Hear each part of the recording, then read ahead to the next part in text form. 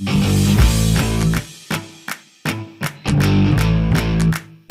आज की इस वीडियो में हम लोग बात करते हैं आज हुए AEW डायनामाइट के शो के बारे में। तो भाई नो डाउट शो काफ़ी कमाल का था और इनफैक्ट काफ़ी अच्छे अच्छे शॉक्स मैं कह सकता हूँ पुल आउट किए हैं आज AEW ने, including Saraya, that is Paige is all elite. जी हाँ, पेज आ चुकी हैं AEW में, इसके लिए हमको नए वर्ल्ड चैंपियंस देखने को मिले और बाकी सारी चीज़ें हम लोग बात करने वाले हैं इस वीडियो में। तो आप क्या करना है, इस वीडियो को लाइक करना है, चैनल को भी सब्सक्राइब करना है, नोटिफिकेशन बेल को दबाना शुरू करते हैं। तो भाई AEW डायनामाइट की शुरुआत होती है आज क्रिस जेरिको और हमारे क्लॉडियो कैस्टिलोनी, जी हाँ, ROH वर्ल्ड चैंपियनशिप मैच से। तो भाई मैच के शुरू में हम लोग देखते हैं कि क्रिस जेरिको और सिजारो हैंडशेक ऑफर करते हैं, सॉरी क्लॉडियो हमारे हैंडशेक ऑफर करते हैं, हैंडशेक होता है और इसके बाद भाई वो क्लॉडियो पे एक स्लैप हिट करते हैं। उसके बाद भाई मतलब शुरुआती में कह सकते हैं मैच में पेस पकड़ लिया था हमारे क्लॉडियो ने, वो अटैक कर रहे थे क्रिस जेरिको पे, जेरिको भी अटैक करते हैं, तो काफ़ी ज़्यादा बैक एंड फोर्थ ये मैच चल रहा था। और स्पेशली एक जो सबसे प्लस पॉइंट है, सबसे ज़्यादा मज़ेदार वो आया था जो टॉप रोप से आपने देखा था कि जहाँ पे हरिकेन राणा हिट किया क्रिस जेरिको ने, तो दैट वाज एब्सोल्युटली ऑसम। इसके बाद भी हम लोग देखते हैं बैक एंड फोर्थ मैच चल रहा है, काफ़ी सही चल रहा है। सिजारो ने अपरकट्स किया, इनफैक्ट जाइंट स्विंग भी किया, सबमिशन होल्ड्स में होल्ड किया जेरिको को, जेरिको ने वो सारी चीज़ें काउंटर की। मैच के एंडिंग सीक्वेंस कुछ इस तरह होते हैं कि भाई ऑलमोस्ट रेफरी के पास एक्चुअली सबसे पहले वो बैट उठाते हैं उसको हिट करने के लिए, उसको क्लॉडियो रोकते हैं और उसके बाद रेफरी उसको जैसे ही दूसरी साइड रखने गई, क्लॉडियो को उनकी तरफ धक्का देते हैं जिसकी वजह से रेफरी पीछे हो जाती है और इसका फ़ायदा उठाया जेरिको ने। उन्होंने एक कह सकते हैं भाई लो ब्लो हिट कर दिया और उसके बाद भाई उनका आया जूडस इफेक्ट 1 2 और 3 और यहाँ पे उन्होंने पिन कर लिया है क्लॉडियो को, उन्होंने विक्ट्री हासिल कर लिया। मैच के बाद जेरिको अप्रिसिएशन सोसाइटी आती है और सारे लोग आकर के हाई फाई दे रहे होते हैं, जेरिको सबसे गले मिल रहे होते हैं पे, इनफैक्ट डैनियल ग्रेसिया भी आते हैं, लेकिन वो उतना ज़्यादा खुश नहीं थे, but still at the end उन्होंने भी एक हाई फाई दी। तो ये कुछ तरीका था शुरू करने के लिए। कहीं ना कहीं अभी भी टेंशन दिखाई जा रही है जेरिको एप्रिसिएशन सोसाइटी के अंदर, तो ये देखना बहुत इंटरेस्टिंग है कि AEW इस चीज़ को आगे कैसे बुक करने वाली है। अगली चीज़ भाई जो शो पे आई, डेफिनेटली मैं कह सकता हूँ भाई काफ़ी अच्छा एक टैग टीम मैच था और ये मैच हो रहा था हमारे AEW tag team champion Swerve in glory, जी हमारे लिमिटलेस कीथली और शेन सीवियर स्ट्रिकलैंड, इन दोनों की टीम एक्लेम से एक बार फिर से लड़ रही थी मैक्स कार्टर और एंथनी बोन्स। तो डेफिनेटली मैं कहूँगा कि मैक्स कार्टर और एंथनी के फॉर्म में आज AEW ने दो नए सुपरस्टार्स बिल्ड कर दिए अपने टैग टीम डिवीजन में। हम लोगों ने देखा था ऑल आउट में एक बहुत ही कमाल का ये मैच था, वहाँ पे एक्लेम शॉर्ट हो गई थी, जीत नहीं पाई थी टाइटल्स को, लेकिन यहाँ पे बहुत ज़्यादा बैक एंड फोर्थ मैच चल रहा था, क्राउड इस मैच के लिए बहुत ज़्यादा चैंट कर रहा था और स्पेशली ये एक्लेम के होम टाउन में होता तो ये बहुत ज़्यादा इंटरेस्टिंग था। हम लोग देखते हैं कि मैच काफ़ी ज़्यादा बैक एंड फोर्थ हुआ भाई, काफ़ी अच्छे अच्छे मूव हिट किए दोनों बंदों ने। इनफैक्ट ऐसा स्पॉट आता है जहाँ पे स्ट्रिकलैंड का गलती से एक जो वेपन से या किसी चीज़ से वो अटैक करते हैं वो कीथ ली के हेड पे लगता है। उस पॉइंट पे ये था कि जैसे ही सुपर फ्लेक्स पड़ा, ये था भाई कीथ ली अब यहाँ पे हो जाएंगे, लेकिन वो चीज़ नहीं हुई। मैच के एंडिंग मोमेंट्स से हम लोग देखते हैं कि भाई हमारे बिलीगन रिंग साइड पर खड़े होते हैं और उनसे बेसिकली बहसबाजी करने लगता है, हालांकि किसी भी उस चीज़ को रोकते हैं लेकिन रेफरी उस चीज़ को नहीं देख पाते हैं और भाई बिलीगन मूव हिट करते हैं, उनको रिंग के अंदर भेजते हैं और यहाँ पे भाई एक फाइनली एक टॉप रोप से फिनिशर आता है और उसके बाद 1 2 और 3 एक एल्बो कमाल का और यहाँ पे एक विक्ट्री स्कोर कर लिया, एक्लेम बन चुके हैं न्यू टैग टीम चैंपियंस। तो ये बहुत ही ज़्यादा तगड़ा था और यहाँ पे भाई सिंपली हम लोग देखते हैं कि इसके बाद ही बैक से इंटरव्यू होता है और बेसिकली FTR भी एक्लेम के लिए तैयार है कि उनको चैलेंज करना है एक्लेम्ड को फॉर द टाइटल्स। तो ये बहुत ज़्यादा इंटरेस्टिंग हो सकता है। अब इसके बाद हम लोग कमर्शियल के बाद आते हैं तो टोनी शिवानी खड़े होते हैं वीला यूटा के साथ और बेसिकली उनका इंटरव्यू लेने वाले होते हैं। इससे पहले वो बहुत ज़्यादा कुछ बोलते हैं, यहाँ पे हमारे मैक्सवेल जेकब राइट जी का MJF आ गए, MJF अपने को इंट्रोड्यूस करते हैं डेविल से, क्राउड उनको वर्शिप करता है और यूटा बेसिकली बोलते हैं कि देखो यहाँ पे कौन आए हैं, यहाँ पे आए हैं हमारे MJF। और इसके बाद भाई वो मॉक करना शुरू करते हैं और उसके बाद वो कहते हैं कि बेसिकली वो शॉट लेते हैं MJF के, मतलब एंगेजमेंट, वो कहते हैं कि उसने पता नहीं तुमसे क्या सोच करके एंगेजमेंट कर ली है और उसको बेसिकली ये तुम्हारे बारे में वो चीज़ नहीं पता है, लेकिन उसको भी ये चीज़ फ्यूचर में पता चल जाएगी जो हम सबको पता चल चुका है कि तुम किस तरह वॉकआउट करके चले जाते हो हम सबके ऊपर। तो वो एक बहुत ही तगड़ा शॉट था वहाँ पे। और यहाँ पे वो ये भी कहते हैं कि वो स्मार्ट तो है लेकिन she is a little more smart than you, और वो भी बहुत जल्दी समझ जाएगी कि MJF you are a spineless worthless piece of human garbage and she is gonna walk out on you just like you walk out on the AEW roster on all of us. भाई इसके बाद भाई MJF बहुत ज़्यादा गुस्सा आ जाते हैं, वो और दोनों के बीच काफ़ी ज़्यादा प्रोमो एक्सचेंज हो रहे होते हैं। और इसी में विले यूटा एक हिट करते हैं, एक स्लैप एमजेएफ को, एमजेएफ अटैक करते हैं विले यूटा पे। इनफैक्ट वो टोनी शिवानी पे भी अटैक करते हैं। टोनी शिवानी जब रोकने की कोशिश करते हैं, वो टोनी शिवानी को बोलते हैं तुम मेरे बीच मत आओ, शिवानी डाउन थे। और उसके बाद हम लोग देखते हैं कि पीछे से यूटा अटैक करते हैं मैक्स पे, लेकिन मैक्स फिर से, और इससे पहले ये कुछ करते हैं, मॉरिसी आ जाते हैं और मॉरिसी चोक डाउन कर देते हैं एक तरीके से कह सकते हैं यूटा को। और यहाँ पे भाई हम लोग देखते हैं कि सिक्योरिटी आ जाती है, सारी चीज़ें, और एमजेएफ की तरह उनको लेकर जाते हैं।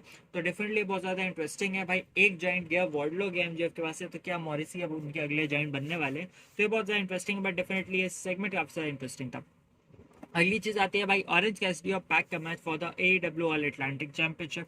तो डेफिनेटली अगर आपको हाई फ्लाइंग मैच, यहाँ से वहाँ, वहाँ से यहाँ, सारे कूदने फांदने वाले मैच पसंद है, तो ये मैच डेफिनेटली बहुत ज़्यादा इंटरेस्टिंग था। बहुत ज़्यादा कमाल का ये मैच हुआ है, दोनों ही बंदे काफ़ी अच्छा कर रहे थे।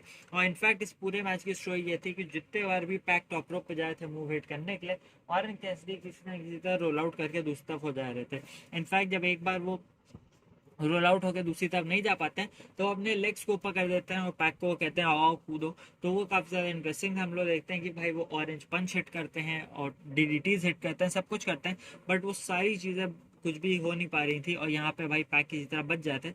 हम लोग देखते हैं कि जब ऑलमोस्ट ये था कि भाई कैसिडी ने सारी चीज़ें कर ली और कैसिडी के पास चांस है कि वो यहाँ जीत सकते हैं, पैक बेसिकली जाते हैं टाइम कीपर्स एरिया पे, और वहाँ पे एक हैमर रखा हुआ था। हालांकि रेफरी उस चीज़ को देख नहीं पाया, तो ये चीज़ मुझे काफ़ी आज वियर्ड लगी कि रेफरी को बहुत ज़्यादा हर मैच में ऑलमोस्ट यही दिखाया कि रेफरी देख नहीं पाया और हील टैक्टिक्स की मदद से विक्ट्री स्कोर हो ली। तो उसका कुछ ना कुछ और तरीका AEW ला सकते हैं, क्योंकि हर मैच में एक ही कॉन्सेप्ट उन्होंने बेसिकली यूज़ किया। तो वो चीज़ मुझे थोड़ी सी अजीब लगी। अब आई डोंट नो, आप मुझे अपने थॉट्स कमेंट सेक्शन बता सकते हैं। तो वो टाइम कीपर्स वाले हैमर से अटैक कर देते हैं कैसिडी पे, रेक के अंदर लेके जाते हैं। बेसिकली उन्होंने कुछ भी नहीं किया और 1 2 और 3 यहाँ पे मैच में उन्होंने जीत हासिल कर ली। तो ये चीज़ थोड़ी सी वियर्ड थी। उनको टॉप रोप से एक मूव हिट करना चाहिए था या कुछ करना चाहिए था, लेकिन AEW ने इसकी फिनिश को थोड़ा सा मुझे लगा अजीब रखा। हालांकि यहाँ पे पैक ने चैंपियनशिप को रिटेन कर लिया है। अगले मैच की बात करते हैं, तो यहाँ पे था भाई एक फेटल 4-वे for the interim AEW women's world championship. यहाँ पे एथीना थी, doctor Britt Baker, DMD, Serena Deeb और टोनी स्टॉर्म। तो भाई एक जैसे एक प्रॉपर कह सकते हैं 4-वे फेटल 4-वे मैच होना चाहिए, वैसे हो रहा था। हर एक बंदी को, हर एक फीमेल को एक एक पॉइंट पे हम लोगों ने देखा कि भाई मोमेंटम दिया गया। DMD को मोमेंटम मिला कि भाई ऐसा लग रहा था वो जीत सकती हैं। एथीना को दिया गया, इनफैक्ट सेरिना डेव को दिया गया। एक ऐसा मूवमेंट आया था जब सेरिना डेव सबमिशन लगाई थी एथीना पे, और हमारी women's world champion Toni Storm ने सबमिशन लगाया था DMD पे। तो वो बहुत इंटरेस्टिंग था। हालांकि फिर दोनों बंदी आपस में ही लड़ने लगते हैं कि ऐसा ना हो दोनों साथ में टैप कर दें तो एक वो डबल सबमिशन हो जाए। तो वो सारी चीज़ें काफ़ी ज़्यादा इंटरेस्टिंग थी। हम लोग देखते हैं सेरिना डेव को भी काफ़ी ज़्यादा मोमेंटम मिला, लेकिन इस मैच की एंडिंग इस तरह हुई कि जब हमारी टोनी स्टॉर्म ने रोल अप से पिन कर लिया और किसी को नहीं, DMD को। हाँ, वो चीज़ में थोड़ी सी अजीब लगी कि उन्होंने DMD हमारी डॉक्टर ब्रिट बेकर को पिन किया, लेकिन हाँ उस चीज़ का पूरा सेंस बना बाद में, क्योंकि हम लोग देखते हैं मैच के बाद हमारी ब्रिट बेकर अटैक करना शुरू कर देती हैं। हालांकि वो ब्लीडिंग शुरू हो गई थी उनकी, वो चीज़ में समझ नहीं है कैसे ब्लीडिंग शुरू हो गई थी एकदम से। हम लोग देखते हैं जेमी हेटर भी आते हैं, और लेकिन ऐसा लग रहा था वो कन्फ्रंट करेंगे DMD को, बट वो अटैक कर देती है हमारी चैंपियन पे। और इसके बाद हम लोग देखते हैं सेरिना डेव भी आ जाती हैं और एक तरीके से अटैक शुरू हो जाता है। इसके बाद भाई म्यूजिक हिट होता है और यहाँ पे आती हैं सराया जी, यहाँ पेज आ चुकी है, and page is all elite. तो ये बहुत ज़्यादा इंटरेस्टिंग था। हम लोग देखते हैं जैसे ही वो आती हैं, सारी बंदियां रिंग के बाद चली जाती हैं। इनफैक्ट वो हमारी टोनी स्टॉर्म और एथीना को अंदर रिंग में बुलाती हुई हैं और वो स्टैंड टॉल करते हैं। तो डेफिनेटली मुझे लग रहा है कि वो एज अ फेस रिएक्ट करने वाली है और DMD के स्टेबल के अगेंस्ट लड़ने वाली है। तो AEW को जो एक बड़े नाम की जरूरत थी अपने वुमेन्स लॉकर रूम में, टोनी खान ने डेफिनेटली उस चीज़ पर छक्का मार दिया है। सराया पेज को ले आए हैं, उनको ये पता है कि ये कितना बड़ा नाम हो सकता है।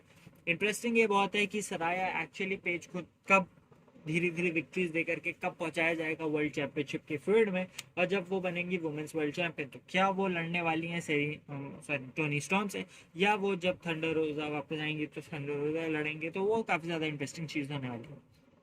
शो के मेन इवेंट की बात करते हैं, तो यहाँ पे हमारे अमेरिकन ड्रैगन ब्रायन डैनियल्स और जॉन मॉक्सली थे, और ये था finals for the AEW world championship, जो कि ग्रैंड स्लैम टूर्नामेंट का फाइनल था। तो भाई इस मैच की बात करूँ तो भाई ये मैच बैक एंड फोर्थ चल रहा था, सबमिशन वाली चीज़ें अप्लाई हुई थी। ब्रायन हिट कर रहे थे सबमिशन, मॉक्सली मॉक्सली कर रहे थे उन पे। तो भाई ये टेक्निकल मैचअप था, इतना कोई मतलब एज सच आपको बहुत ज़्यादा वो नहीं दिखेगा, लेकिन हाँ रिवर्स पे रिवर्स हो रहे थे, जर्मन सुप्लेक्स रिवर्स हो रहे थे। इनफैक्ट मॉक्सली पे जर्मन सुप्लेक्स हिट करते हैं हमारे डैनियलसन एप्रन पे, तो वो काफ़ी ज़्यादा इंटरेस्टिंग चीज़ थी। नीज यूज होती हैं, सारी चीज़ें काफ़ी ज़्यादा सबमिशंस हो रहे थे। और इनफैक्ट जो सबमिशन की कैटेगरीज थी वो काफ़ी ज़्यादा मज़ेदार थी। इनफैक्ट रेबेल लॉक भी लगाते हैं कई बार, उस पर काउंटर करते हैं, मॉक्सली फाइट कर रहे थे। और इनफैक्ट एक ऐसा पॉइंट भी आता है जहाँ पे वो एक नी हिट करते हैं मॉक्सली पे, और उसके बाद एप्रन पे दोनों बंदे आ चुके थे और एप्रन पे जॉन मॉक्सली हिट कर देते हैं अपने पैराडाइम शिफ्ट से। और उसके बाद भाई ब्रांड से डैनियल ब्रांड रिंग के अंदर आते हैं, मॉक्सली आते हैं, उसको कवर करने की कोशिश करते हैं, वो चीज़ किक आउट हो जाती है। रेबल लॉक भी कई सारे लगाते हैं, वो काफ़ी ज़्यादा चीज़ें थी और भाई एक काफ़ी ज़्यादा कह सकता हूँ हीटअप वाली चीज़ें हो गई थी। लेकिन यहाँ पे भाई क्या होता है कि हमारे जॉन मॉक्सली एक सबमिशन होल्ड पर डालते हैं हमारे डैनियल ब्रांड को, उस चीज़ से निकलने की इस तरह कोशिश करते हैं, लेकिन मॉक्सली फिर से उनको ग्रैब कर लेते हैं, इस बार काफ़ी कस के ग्रैब कर लेते हैं। और रेफरी शायद चेक करते हैं और शायद ब्रांड पास आउट हो गए थे, क्या हुआ, ब्रांड ने टैप नहीं किया, कुछ भी नहीं किया, लेकिन रेफरी ने मैच की बेल कॉल कर दी। यहाँ पे जॉन मॉक्सली बन चुके थे new AEW world champion by referee stop at sleeper hold से, जो था हो सकता है उनको पास आउट दिखा दिया, जो भी था। जिसके हम लोग देखते हैं कि विलियम रीगल आते हैं, बेसिकली वो जॉन मॉक्सली के हैंड को रेस करते हैं, लेकिन इससे पहले वो मॉक्सली को बेल्ट पहनाते हैं, कुछ करते हैं। हम लोग देखते हैं कि डैनियल ब्रायन उनके हाथ से वो चैंपियनशिप छीन लेते हैं और कुछ ना कुछ हम लोगों को टेंशन यहाँ पे देखने को मिली।